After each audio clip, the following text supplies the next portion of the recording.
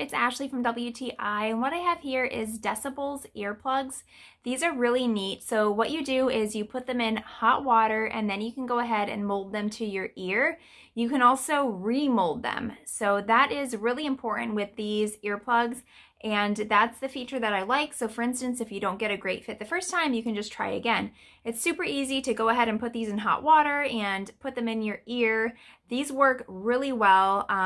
We need these oftentimes for working outside with machinery and lawn mowing and things like that, and that's why we got it. And so it's really nice to be able to put these in your ears, and it certainly does cut down on the noise. So these work really well. It's important to protect your ears, and I would say if you're looking for something where you can mold it to your ear and it becomes hardened like this is almost like a resin or a plastic that it becomes, then this is great for you. But that's just my point of view.